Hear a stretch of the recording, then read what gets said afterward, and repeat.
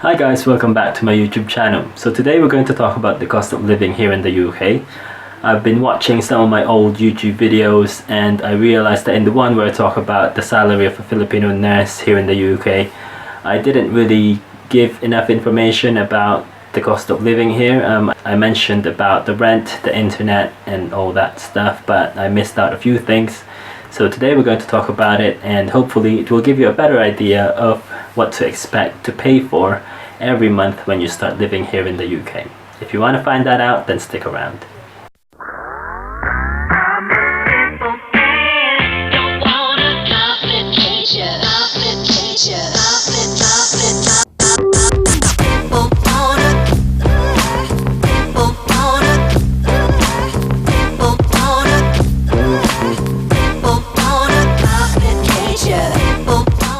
Before I carry on any further, I just want you to know that I am the man of the house, so my knowledge of the expenses every month is limited to what I see in the bank statements. There could be a few other things that I don't know about, but my wife knows. But I'm going to try and do my best and see if I can share you as an accurate information as much as I can. So bear with me. I've got a list right here and we'll talk about it. Here we go. Okay, so we'll start with rent. Rent is £550 a month and this is a 3-bedroom cottage and we live in the countryside. So it's a bit cheaper than normal, but the main reason why it's cheap is because it is owned by Kim's relative. So we get to pay a little bit less rent than normal. But if you are going to go and start renting a 3-bedroom house, then you'll probably end up paying around £750 or 800 a month. So just to keep in mind, that's probably what a normal rent would be if you're looking for a 3-bedroom house. Obviously, if you've got less bedrooms in the house, if it's a smaller house, then you'll be paying less. Next is gas. Gas this month is £68.57. That depends on what time of the year it is. Obviously, if it's getting colder during the winter, then you'll end up paying a bit more gas than normal because you want the heating system to be on all the time. So usually it gets up to £80 a month when it's winter. So just keep that in mind as well. Electricity this month is £60.27. That's quite big actually compared to normal. I don't know why. Maybe we use the chargers or the telly a bit more than normal this month. Some houses have electrical heating systems, so obviously if it's winter time and you have an electrical heating system, then you'll have to pay a bit more electricity during the month when it's winter. Next is TV license. When you own a telly here, then you have to have a TV license. You have to pay for it to have access for all the channels. You can access the channels without paying one, but it's not legal, so you have to pay one. So it's £12.83. Next is water. Water this month is £29.81. They do change the amount of it every month depending on how much you use it, and then yeah, they give you a letter first and they tell you that they're gonna increase how much you're gonna be paying a month. There is a big amount that you can pay annually if you want to do that like that or that way, but for us it's better for us to pay it monthly because it splits the cost throughout the year, so that's why we do it. We also have to pay for council tax. Council tax here is £138 a month. That pays for the bin lorry coming and collecting our bins and keeping the streets clean. I think that's what it goes for. It does depend on which part of the country you live, how much your council tax is going to be. It's usually in different grades, so you can easily find that out when you're starting to rent. You can ask the company where you're renting from how much the council tax is wherever you're going to live. So you do have to pay for a council tax. That's mandatory. And then you also have car insurance if you got car. Obviously if you start driving here for the first time like I did, you're gonna end up paying a bit more car insurance, but for us it's only £14 a month because I'm sharing my wife's car insurance. My wife has been driving for I don't know, 17 years, I think. So her insurance would be less than mine if I start my own. So I just share hers, and then we end up paying a bit less. Phone and internet, we're getting it from TalkTalk, and it's at the moment it's £26.51, but that's mainly because we have a landline phone. So the more you use your landline phone, the more you'll be paying for a month. If obviously you're from Philippines and you don't really have a lot of people to talk to here, you don't have to have a landline.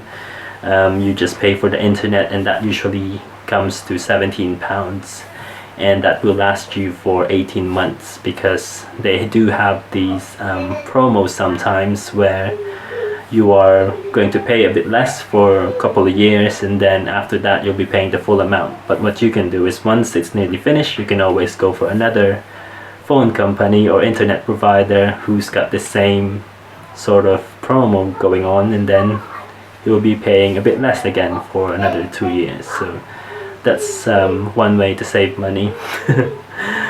We also have a National Trust membership, which is £10 a month.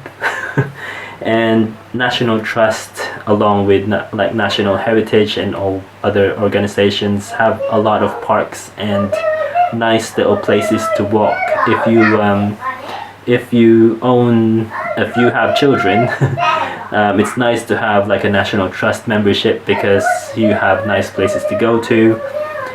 These organizations also own a lot of car parks all over the country, so you can go somewhere and you don't have to pay for the car park because you have this membership. Going in a National Trust place, for example, you'll have to pay like £10 per person to go in, per adult, to go in. So it's very nice to have the membership, so you don't have to pay that much every time you have to go in. The places that they own are really nice. They have nice little cafes inside. There's lots of nice places to go to. So it's a really nice thing to have when you have little ones. So you can have a nice little walk and places to go to when you're not working. Okay, so other than that, obviously you're gonna have groceries. How much would a month's worth of grocery will be? Something around 200 to 250 if you got a family like mine, and yeah, that's usually quite a good amount of money to spend for groceries for the whole month. But it depends on your way of living as well. Obviously, if you're gonna go out eating somewhere, you're gonna be spending a bit more. If you're ordering food from like pizza places and Chinese takeaways, Indian takeaways, then you'll probably end up spending a bit more during the month. So yeah, all in all, that would be something around £1,110 a month for all the expenses. Like I said from my previous video about the salary of a Filipino nurse, you'll usually end up with £1,900 left in your salary after all the deductions have been made. So from that, you'll minus £1,100 again for all the expenses, so you end up having around £800 to spend however you want to spend it. So some of it you could send home to your family if that's what you want to do, and some of it you can save as well to invest into something. So there you go, that's the cost of living here in the UK. I hope all this information I've given would be helpful to someone who's planning to come here and want to know how much money they're gonna have to spend when they're living here in the UK. And that's like, as you know, I have a wife and 2 children, so, and that's how much we spend in a month when it comes to all the expenses that need to be paid. A few tips as well: when you come here, just make sure you try to stay away from like credit cards. Credit cards are really tempting to have because you can always use them for emergencies, but they are really tempting to use as well. So you end up spending quite a lot using your credit card, and then you end up with a massive debt from the bank. So just be careful using it. The thing is, when you start using it and then you're nearly at your limit, and you're paying it nicely, the bank will increase your limit to tempt you to use it more. So you end up with this massive debt after some time without noticing it, even though you are trying to pay for it. So just be careful having a credit card. That's just one tip that I just want to tell you. Like I said, it is nice to have one in case of emergency, but just be careful as well. One of the things that other Filipinos do here is take loans from banks. It is quite easy to get a loan from a bank once you've been here for some time, because for example, you have a credit card and they can see that you're paying it nicely. You have a nice stable job as a nurse, so you'll probably be a nice candidate to have a loan given to you. But just be careful as well. Make sure you know what you're signing for, and make sure that you'll be able to pay every month however much it's going to be. So yes, this is the cost of living here in the UK. I hope it is helpful for someone.